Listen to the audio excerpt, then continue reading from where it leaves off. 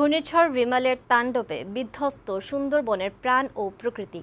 এরই মধ্যে বনের বিভিন্ন স্থান থেকে উদ্ধার করা হয়েছে হরিণসহ শতাধিক প্রাণীর মরদেহ। উপকূলীয় জেলাগুলোতেও ক্ষতির চিহ্ন স্পষ্ট হয়ে উঠেছে। ঝড়ে উপড়ে পড়া গাছ সরাতে কাজ করছে স্থানীয়রা। এদিকে দিনাজপুরে গতকালের কালবৈশাখী ঝড়ের কারণে ক্ষতিগ্রস্ত অনেক এলাকায় আজও বিদ্যুৎ নেই, ফলে চরম দুর্ভোগে পড়েছে স্থানীয়রা।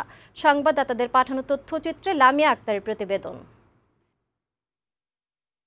ঘূর্ণিঝড় রিমালের তাণ্ডবে বেশ ক্ষতিগ্রস্ত হয়েছে সুন্দরবন। বিভিন্ন স্থান থেকে শতাধিক প্রাণীর মরদেহ উদ্ধার করা হয়েছে। বন বিভাগের ফরেস্ট স্টেশন অফিস, ক্যাম্প ও ওয়াচ টাওয়ারেরও বেশ ক্ষতি হয়েছে, যার পরিমাণ ৬ কোটি টাকারও বেশি বলে জানিয়েছেন জেলার বন সংরক্ষক মিহির কুমার। দিন যত যাচ্ছে ততই স্পষ্ট হচ্ছে উপকূলীয় এলাকার ক্ষতচিহ্ন। এখনও বিদ্যুৎ বিচ্ছিন্ন অনেক এলাকা। দেখা দিয়েছে বিশুদ্ধ পানি ও খাবারের সংকট, ছড়িয়ে পড়ছে পানিবাহিত রোগবালাই।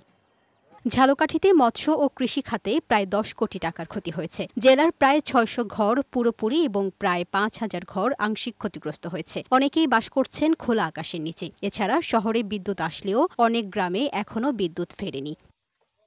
বরগুনার ৬টি উপজেলার বেড়িবাঁধের বিভিন্ন স্থান ক্ষতিগ্রস্ত হয়েছে। শুক্রবার ক্ষতিগ্রস্ত বেড়িবাঁধ পরিদর্শন করেন বরগুনা ১ আসনের সংসদ সদস্য গোলাম সরোয়ার টুকু। বাঁধের ক্ষতিগ্রস্ত জায়গা সংস্কারের উদ্যোগ নিয়েছে জেলা পানি উন্নয়ন বোর্ড।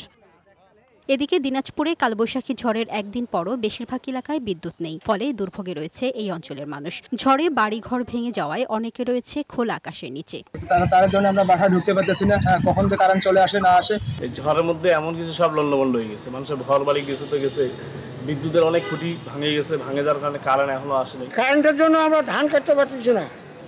যে মহাজনকে ধান দেয়, যে মিলে উনি বাধা করতেছে, ধান কাটেন না, ধান আমাদের নিবার কোনো স্কোপ নেই। এরই মধ্যে জেলা প্রশাসনের পক্ষ থেকে দিনাজপুর সদর উপজেলায় ক্ষতিগ্রস্ত পরিবারগুলোর মধ্যে শুকনো খাবার, চাল, টিন ও নগদ টাকা বিতরণ করা হয়েছে।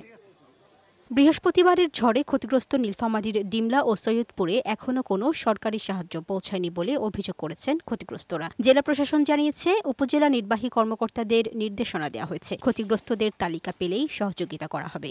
ক্ষয়ক্ষতি নিরূপণ করার জন্য উপজেলা নির্বাহী অফিসারদের নির্দেশনা দেওয়া হয়েছে। আমরা এই তালিকাটা পেলেই যারা ক্ষতিগ্রস্ত হয়েছে তাদের জন্য আমরা সাহায্য ব্যবস্থা করব। ডেস্ক রিপোর্ট, বৈশাখী সংবাদ।